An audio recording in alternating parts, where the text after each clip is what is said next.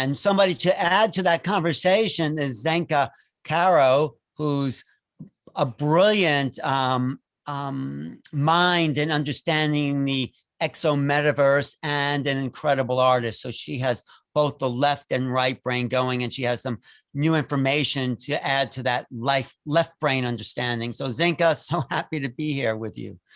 So yeah, thanks for having me. And thank you, Ray and Rudolph, because your work has been so influential to me and so many others. You know, we are really entering, as you guys said, this like astrotheology, right? It is a true mixture now between science and religion, right? And that's what the world is wanting, and that's what we're doing. And your work, Ray, in asking those questions and documenting the responses and providing that real data is so important. And that's also my legacy that I leave in this world, is to leave behind a legacy of data, of real-time data. Because all of you on this call today, thanks for being here, and thanks for being in the vanguard, thanks for being a pioneer, because you are a census scientist, right? Our bodies are the laboratory, right? And if this is consciousness-based, then all we need is our body, or to leave our body, right? So this is really the exciting moment that we're in right now. There's, you know, all this fascinating research that you've been talking about, Ray and Rudolph and everybody today. It's like, it's like overflowing. You know, Neil has created this kind of real-time university, and you know, Alan is like on Clubhouse talking, you know, interviewing all the time. Well, this is where we're at right now. This stuff is overflowing. It doesn't fit in the universities anymore. It fits in our living room. And we're going to need tools that allow us to see our research, to compare notes, right? So this is what I'm here to do in this lifetime. That feels really strong to me, as my calling is to build a digital infrastructure that can support a citizen science revolution for consciousness. I'm going to share some slides today.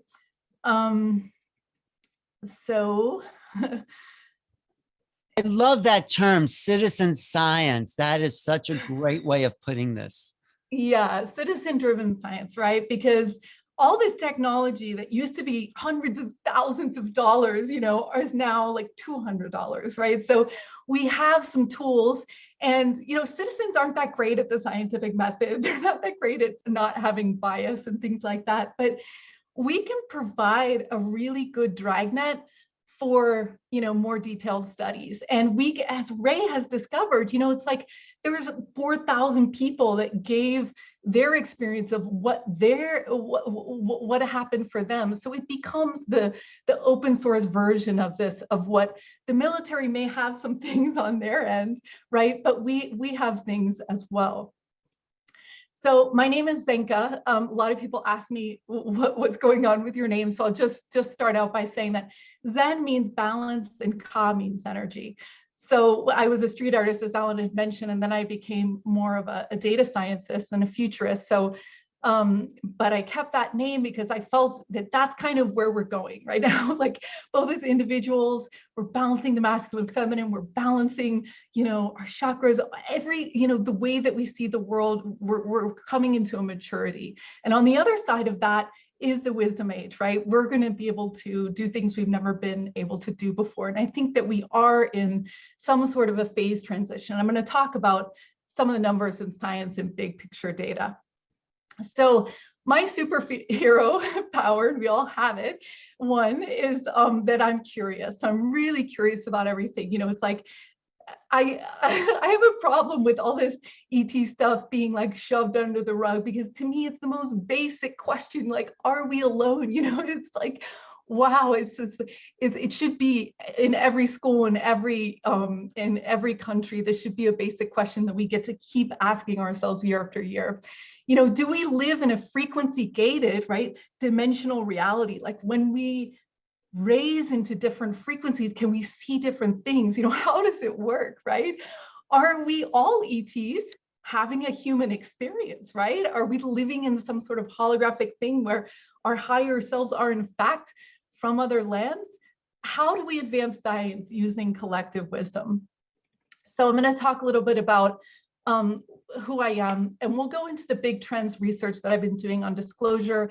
And we'll also talk about a strategy that we can have together for a coordinated disclosure about all of these topics. And also going to talk about on the 30th, Mark Sims is going to be launching a big event, and we're going to be launching at the same time. And it's going to be this citizen science platform that will help us see each other as the years go by. So as I've spent my whole life in technology, I didn't know what a chakra was. I didn't know about any of this stuff at all. You know, I was in augmented reality doing tech work my whole life. And then someone did Reiki on me, and I had this out of body experience and saw my life pass before me. And then I thought, wow, where am I? Like, synchronicity was everywhere. So I had this sort of wow experience. And like I said, I decided that it was time to build some plumbing for this renaissance that we're facing. And we're so close to it. We've already won, it's already happening. But what are the things, what are the puzzle pieces left that need to be done, that we need to band together to create, that will make this really take off? So I did a big brain dump over several months of like, so what are we missing? What are we doing? And this is my gap strategy that I came out with. So we needed data visualization. We needed a way that we could see what we're doing. I mean, the governments have it, and the corporations have it. Like, they're always looking at trending data. They're always using data to see where they're going, to see themselves, to see what's happening. Well, we needed that too. Citizens need that too.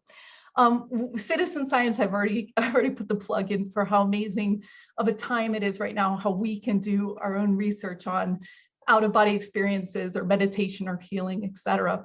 And then we were going to need a way to fund it. And I'm not going to talk about that today, but that's part of the strategy there is. So when you're a strategist, or when you're thinking about solving problems, you have to take all the data of where you are into account. Like, what are the variables, right? So we know kind of where we are, but when are we is really important. And this chart, like, literally changed my life. Like, I started to look at exponential change. I was like, oh my gosh, like, this line over here on the left has nothing to do with the dynamics of what's going on as it curves up. Like, what are we going to do? Like, we are not ready for this. Like, are we even prepared? So we're going to experience a massive amount of change and growth. And I felt like we were just sort of business as usual, right? So history's been repeating for a long time, and now we're in something quite different. So they say that, like, even the singularity could happen. It's so funny. This is the definition of singularity: unfathomable changes to human civilization. Okay, so whether you're talking about singularity or massive ET contact or whatever, we are in for a very interesting lifetime, right? And we've also been dumped all these tools, right? So all this technology is landing, it's like, what are we going to do with it? It could go wrong, like, just like you can use a pencil to write a hate letter or a love letter. So all this could go wrong, but it all could go right. But really, the only thing we can do when you're planning for that much change is just to build a machine that can help you adapt in that change, right? We can't strategize 5 years out because we don't even know what's going to happen, right, anymore. So we need to build something that keeps going, that can help keep. If it can answer the question we have today, can it answer the question we have tomorrow? Can it answer the question we have in 5 years? We need to build this machine, right? This metaverse. All right. So, it's stopping on the hero's journey. Oh, maybe, okay, okay. We'll just take it from here, and then I'll go back, because maybe there's something wrong with this picture. So in a sense, we're all familiar with the hero's journey. It's like, if we are living in some sort of a weird simulation, maybe it's like everybody goes through this COVID crazy like period. It's like, this is the warning call that says, hey guys, this is where you're supposed to come alive. This is where you're supposed to be yourself. This is where you're supposed to bring your gifts, right, to this process, right? So we're in this super revelation, crazy death rebirth thing. And on the other side of it's transformation. And I know many of you have already had your transformations, but now we get to help the rest of the world have that transformation, right? And we get to explore the unknown together, because we just had a paradigm shift in physics, like everything, we're leaving behind the material world and we know nothing about the unseen worlds, right? And so that's where we get to go together. So Exo Metaverse was a project I started in December, because I was like, yeah, we need a citizen science platform to share this wisdom about non-human intelligence and other dimensions. Like, the universities aren't opened up enough about this taboo subject. Like, let's do it ourselves, right? So we, as Ray, as you were telling your experience of what happened in your life for your own experience, is kind of interesting, right? So people have that one watershed experience, and then all of a sudden they're having tons of more contact, right? Tons of more experiences, right? So our job as pioneers, in some sense, is to help other people have that first experience, right?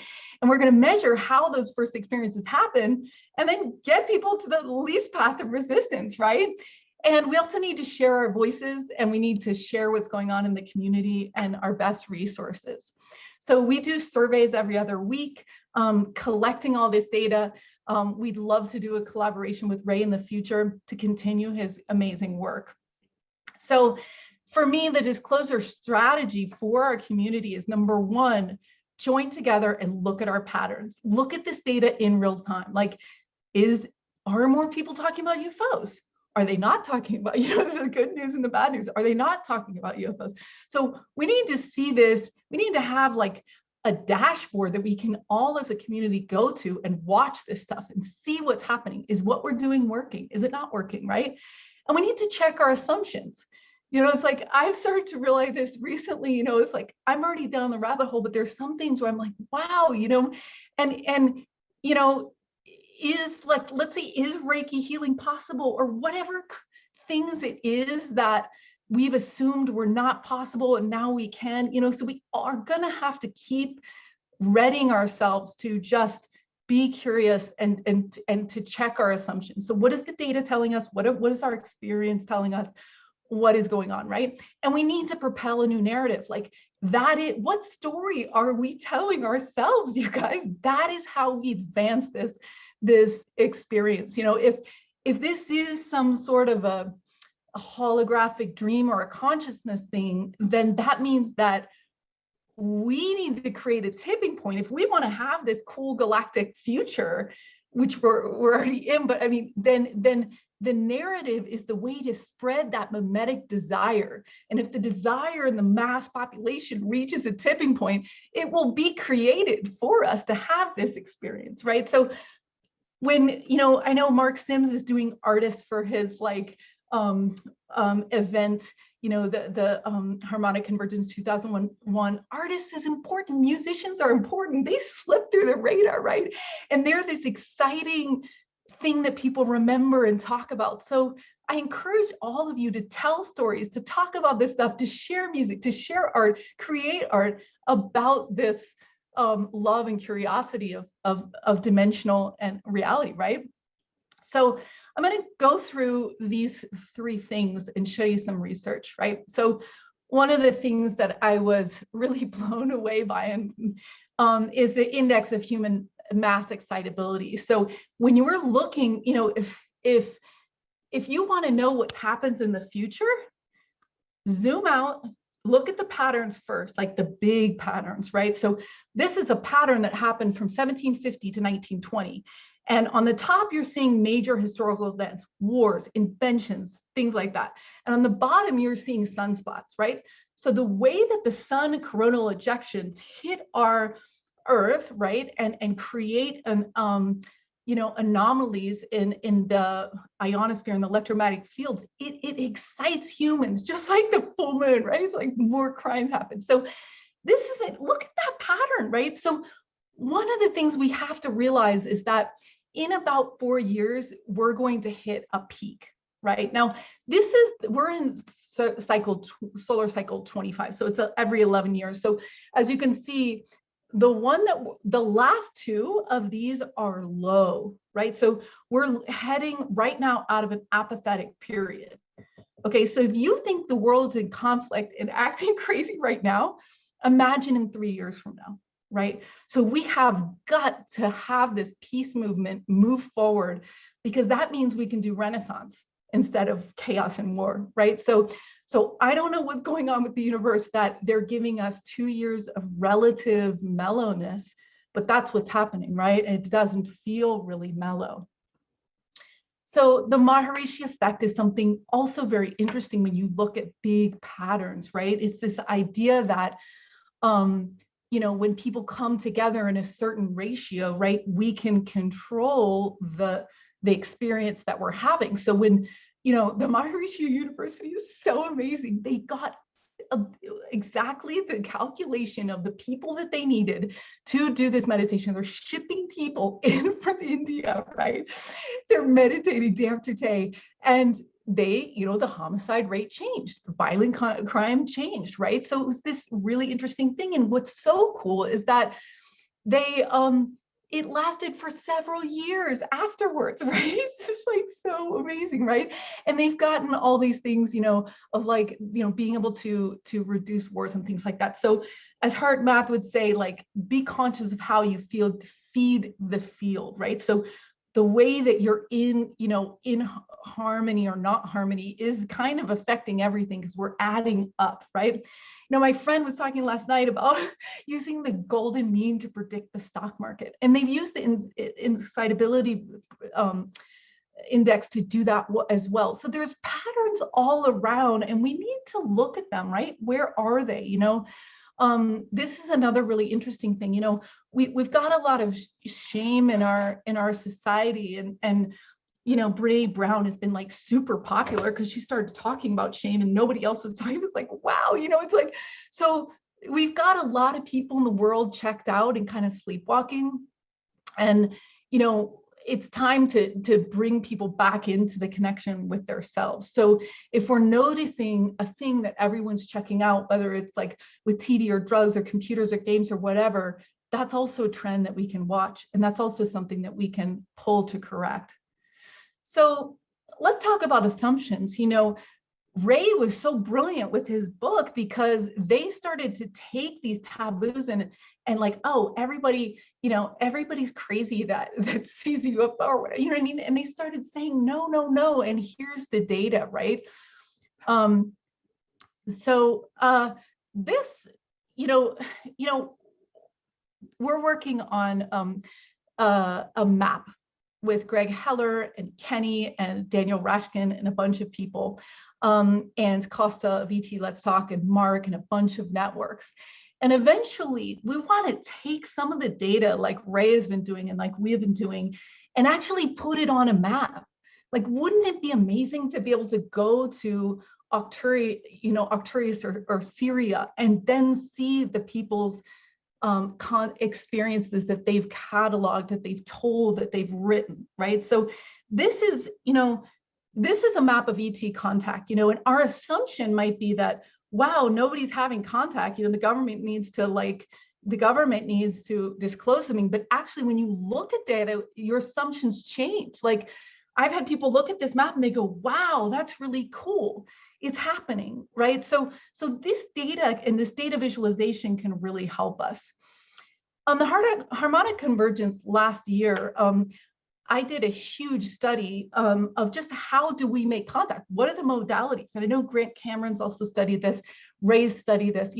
This is important, right? If we're going to help people have contact in their dreams or meditation, we need to know what is the best likelihood. And we need to, below this, we need to show what are the books, what are the classes, like which seminars that Neil has, allow us to do this more quickly, right? What are the protocols? So that's the idea behind the exo metaverse and the network metaverse, is to kind of make these living and also give us real data. Now, I did a talk at IONS and I interviewed and documented a bunch of people about how they were awoken, right? What was their awakening? And if you can see, there's this huge block right here of a traumatic event, right? So if you were to add the illness and the traumatic event all together into one bar, because they're kind of both illness or injury is traumatic, right?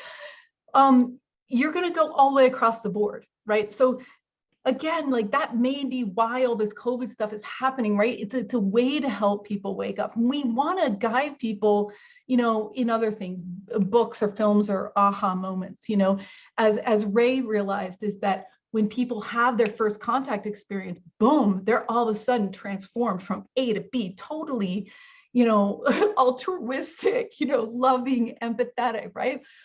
Obstacles and blocks, the research that I did was that people felt isolated and they didn't feel like they could talk to other people. So that's another thing that we're going to solve in this network of networks of consciousness people looking into these phenomenons, right? So it's okay, obviously, to talk about it, right?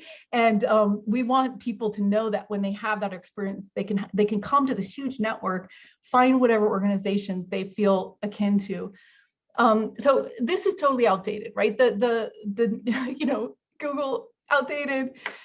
We need to find these you know, leap maps, these ways to help each other get out of trauma. You know, is biofeedback more expensive than transcendental meditation? Yes, good, boom, that helps you, you know, so let's get our wisdom together. And, you know, our assumption may be that, wow, you know, the world is going crazy, this isn't going our way, like what, you know, people are totally unconscious all the time. No, we are growing in our numbers. And if we look at that, we can see, so I've been tracking everything since March 6th across over 400 to 600 different consciousness people to show, you know, what was happening. Because the download I got is that if, you know, if we can show a chart that's going to, you know, do that exponential kind of curve, then we're going to get people to buy into this.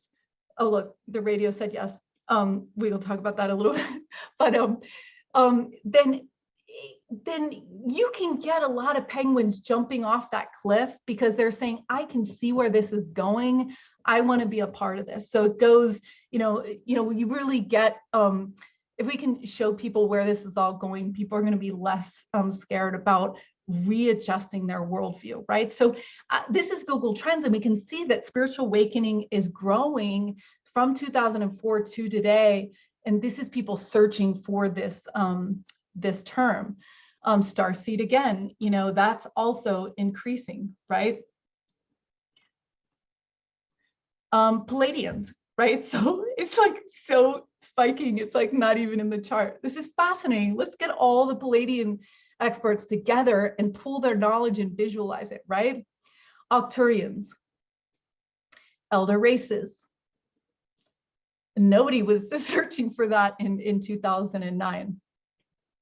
So if you look at sound healing, again, that seems to be increasing. Solfeggio frequencies, psilocybin, so the plant medicines are also spiking, right? Breath work. So this is all really great news. So what is an spiritual awakening? Look at that, man. So that's, you know, that's spiking right around this last year. People are having a way, as tough as this last year has been, it's been supportive, right? Twin flame, cathartic release, ego death, veganism, solar flash. And again, you know, it's like with the UFO things, you get these kind of peaks and spikes. And I don't know if that's because a movie came out or a song came out or people are particularly searching on this, but it is kind of interesting that it does that, right? And of course, UAP, they invented, you know, there was like the UFO rebranding campaign to the government, right? So it's completely gone off the charts, right? And here's virus too. So it's kind of cool that the virus and the UAP has both gone off the charts, right? So again, we're tracking different networks and their growth, and we're going to have it so that if you're part of the Global Coherence Pulse, for example, you can see your entire network of all the sites and how things are growing, right? You can see. Wait, Zenka, I just want to ask you, those charts map how many searches there are for particular items. That's what they're mapping, Well, right? yeah. So we're also tracking the follower count in Facebook, YouTube, Twitter, and Instagram, right? So these maps, which I showed a little bit for the last two. So a lot of that was Google Trends. Then we also did a reverse search where we're searching for the result number. So how many results of UAP are there? So what I was showing you was how many searches were, but we also have that data on the other side, right?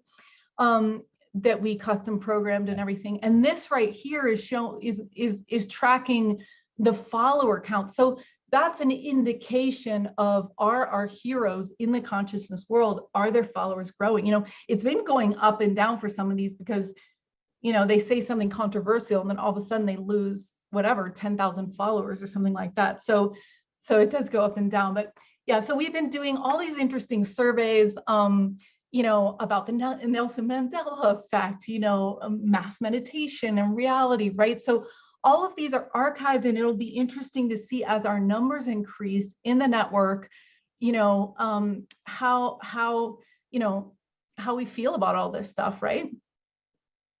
We also, a lot of times we take the write-in values and we create a tag cloud. So it's like one of the questions we asked was, you know, why do you think ETs are here? And it's kind of interesting, right? Evolution to help humanity, you know? So let's talk about narratives. You know, we talked about people waking up through tragedy, but the third thing down there that the result we got was movies, right? So we've created a kind of a collection of all these films that have been seminal for people for consciousness. And we've done another one with Exo Metaverse of the different films, which you can find on the site, the negative films, right? And the positive films, because a negative film can really tank, you know, our dream life, our subconscious and everything like that. So we have to be careful, especially with mass media, you know, and that's why the disclosure in the people's thing is so important, because we need to counter what we're hearing or not hearing on the news.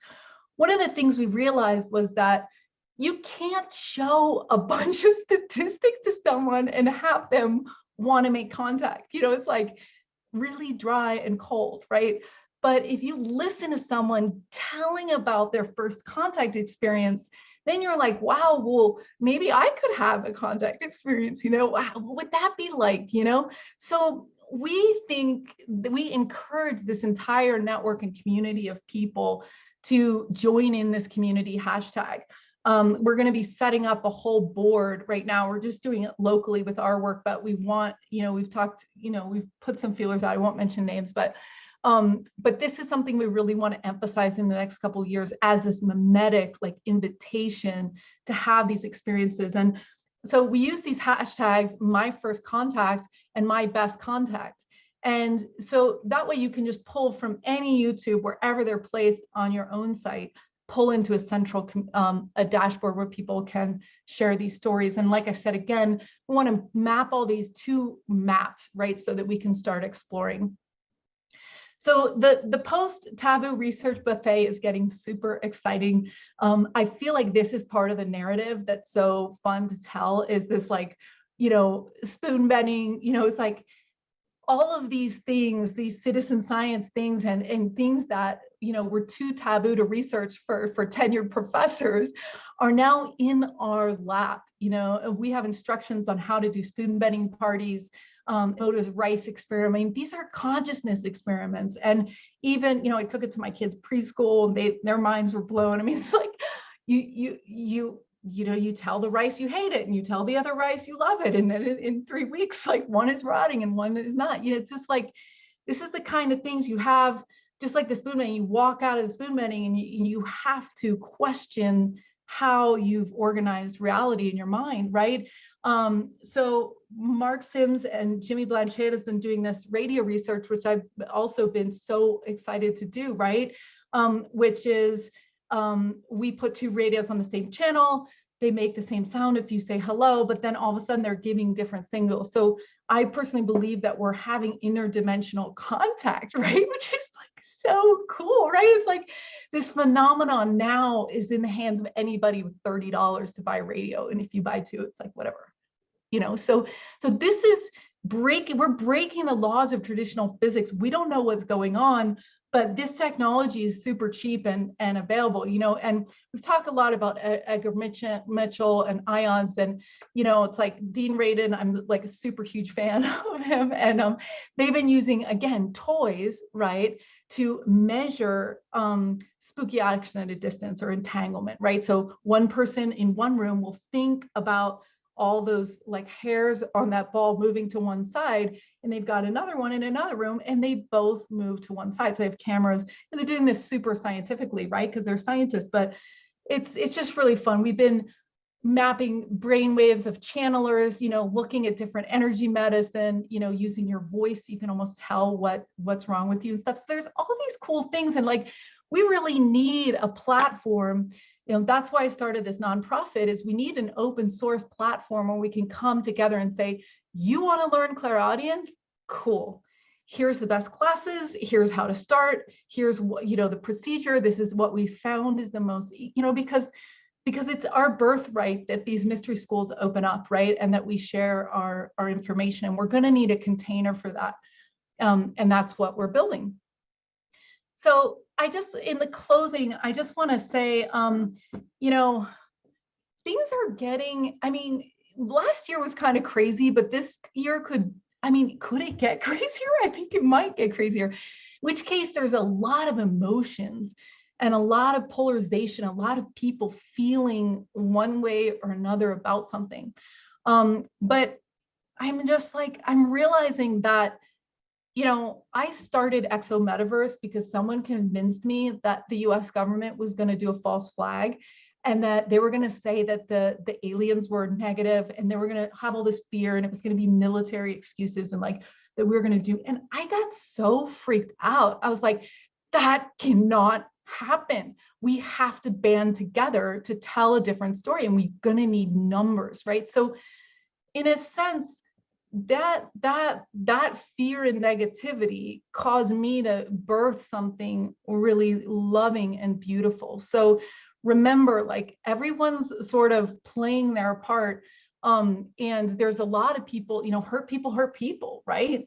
So a lot of the people that you think are bad, they're not bad, they're sad or mad, you know what I mean? So we need to be, as Neil said, you know, just really loving and supporting people in their, you know, maybe if, you know, I mean, there's been mistakes that have been happened in the past with disclosure and secrecy and all this stuff. So it's okay to say, yeah, you guys, you know, we didn't know how to deal with this information because it was going to disrupt free internet, you know, it was going to disrupt so much we didn't know. Well, now we can pick a new path, right? And so it's the way that we carry ourselves, and you don't know how many times someone's incarnated or not, you know what I mean? So it's like, just cut everyone some slack, stay in this curiosity zone. And remember, the past is prologue, you guys. Like, we get to write this story that's unfolding right now, and we are doing it with brilliant people like Grant Cameron, Mark Sims, all these researchers, right? Alan writing books. Like, we can plumb this the Renaissance. We've survived the amnesia, right? We know who we are, which is like incredible. And if we can put our patterns and our assumptions together and create new narratives, I believe that we can create a renaissance of knowledge, because knowledge is power, and we have knowledge as people. So information is one thing, knowledge is firsthand experience, as Ray said. This firsthand experience is important. It's direct knowledge. And if we can share that, then we'll have wisdom. And we need to get into this distributed wisdom. Look at virtual search. We're the ones we're waiting for. So stay curious, you know, like, what is the best way to make contact? What's the fastest way to heal? You know, are ancient aliens being added to the past as we move into a tipping point desire for a galactic experience? Like, how does time work? You know, all these mysteries we can solve together, right? I want to share a couple links. Mark's coming on after me, so if you go to actually, Grant is coming on after you. Oh, okay, cool. Hey, Grant, I love. I also had a question for you, Zenka, that the predictive use of the internet searches for finding out what will be coming. Have you looked into that? I'm sure you have. There's a guy who does that. What's his name? You know, they Hook see me what's up, being. Alan. You're like the networker of networkers. there's a guy who looks at internet searches and says these are trends for the next couple of months I see. before they even Yeah. happen. Is the Yeah. name Chris Hine or something? I'm not sure. I haven't heard all about it, but I've heard something like that. But you're not familiar with that, right? No, but you know, again, when we launched the full site, is that, you know, we got blocked on a lot of search terms by Google and things like that. So when we release the full data set, the idea is that anybody is going to be able to scroll through and compare things and look at things. Oh, We're high. searching over 200 consciousness in ET words, Right. right? So Right. we're going to be able to see, and we've got historical data. So this is like the open data research, right? So we can all make assumptions about where this is going and what's. But Cliff High and his bots. That's my what friend uses the data to do like her Etsy. She's Yes. like, man, I sell so much stuff because I know like what these keywords are. You know? Yeah. No, What look do you at say, Ellen? no, the guy's name was Cliff High, and he sends out these bots to see what trends will be coming up in the future. So, like, what are people looking for that will reflect some future event or possibility is what it's using what you're doing, and then also using it as a predictive, almost oracle type of understanding the internet searches. That's so cool.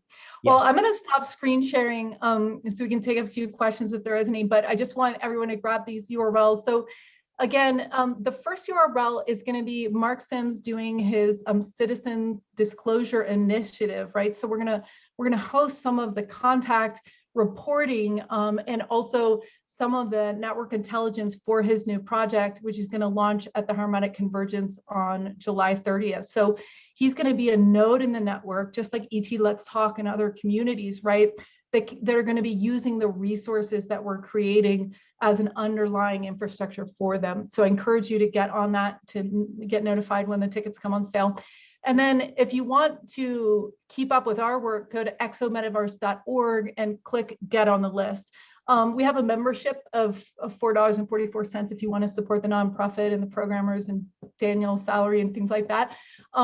We have events bi-weekly, but that's a chance for you guys to look at some of the things. So yeah. Great. You know, Zenka, the best thing about that whole presentation is you. And your excitement and your joy and your, reaching into this amazing future that is coming to all of us right now. And you're at the edge of it too. You're pulling in the information as it comes in, and it's fascinating and wondrous and magical and the real transformation that we're looking for. You embody it. So Zenka radiates light, someone says. I agree 100%. You truly embody the excitement of the moment of what we are actually here for, right? Take away all the drama, the agendas, the purity of what this actually means, right? And the bigger questions, universal questions of what this means for humanity. That's really what you seem to be focusing on. Yeah. So yeah, well, I'm super excited to be in this next year with you guys as we watch all of our wisdom come together and we watch this this amazing transformation that we're in. So thanks again for having me. Love to you, Grant, and thanks, Neil, for all the incredible work that you're doing with Portals to Ascension. It's becoming this massive trove of wisdom, and we're so grateful. And Alan, for your tireless Alan's up in all hours of every time. So yeah. Wait, stick around for a second. I want to see if Grant had any comment. I think Grant just put some food in his mouth. Grant, you want to unmute? Yeah, we're eating chips here. Sorry. Yeah, the only comment I'd have is, why do I have to follow Zenka? She gets this like winding up the audience here, and then I gotta sort of follow up here. No, come on. You're enthusiastic, and my favorite expression of Grant's is that this disclosure movement is the Super Bowl of all stories. So you can't get more excited than the Super Bowl, right? You got it. Yeah. Well, it was interesting. She's on the mark, I think, with what she's talking about. Yeah, no, it is consciousness. This is what Rudy Shields been talking about. This is what this kind of trend. I mean, even Richard Doty in his own way. Did you see the Doty piece, Grant? No, I didn't. No, that was early this morning, right? Yeah, well, earlier. Yeah, he had Yeah. some very interesting things that some people may or may not believe, but I tend to think, he's coming clean with what he knows. So anyway, you're going to take it to another level here, right, Grant? Because, Grant's story, right, Zenka, where he had. Yeah, I mean, the amount of books he's published, speaking of researching how to make contact, his books list contact after contact after, modality after modality, and he also talks about the importance of being in flow with your higher self. And that's how all the music has been written, right? So, and that's all within reach for everyone on the call, is that that magical state of being. And talk about energy and excitement. Grant, you get me super excited. You have tons of excitement about this topic. And, it's like, how many more books are you going to publish? It's like, your career is incredible. Your curiosity is like colossal. So thank you for all that you do. Yeah. Well, what makes Grant so remarkable is that he's been through the whole thing.